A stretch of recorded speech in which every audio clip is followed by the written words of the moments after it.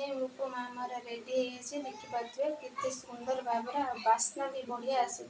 जदि मो रेसिपीटी आपण मानक भल लगी था मो चैनल को टिके सब्सक्राइब लाइक कमेंट जय जगन्नाथ लिखा भूलें।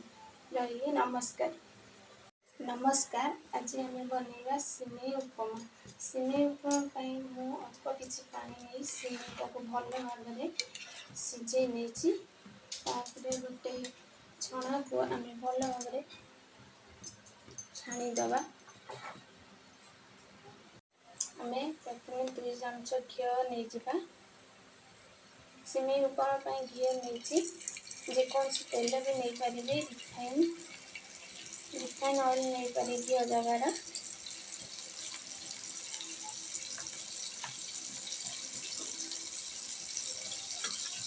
घीर बास्ना बहुत भल आसी था घी नहीं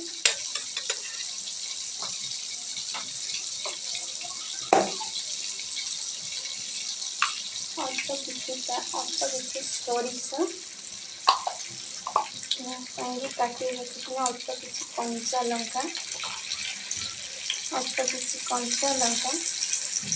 आ गोटे पियाज को छोट छोट कर काटी देती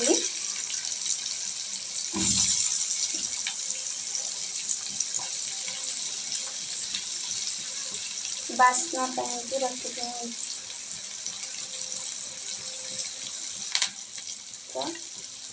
भुसुंगा पत्र भल भाव मिक्स करना।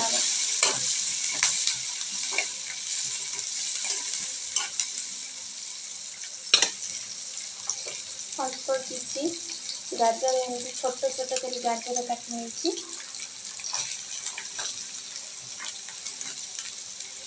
अल्प किसी टमाटो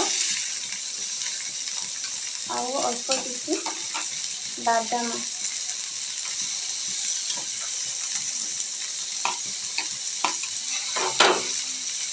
स्वाद अनुसार लुण देदेबा।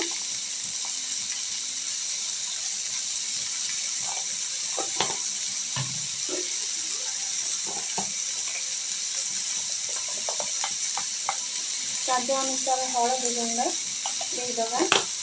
आलू छोट छोट कर आलू को काटी नहीं पकईद भल भाव मिक्स कर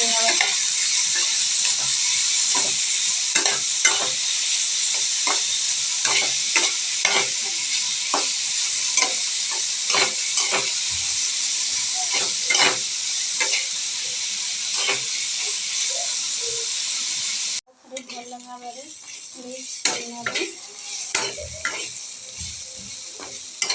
देखिए केते सुंदर भाव कलर हो आसला।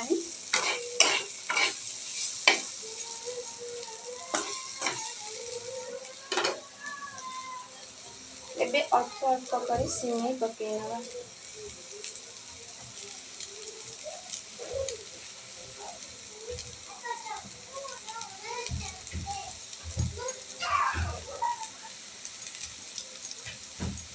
मिक्स करना सिमेई भल भाव मिक्स करना।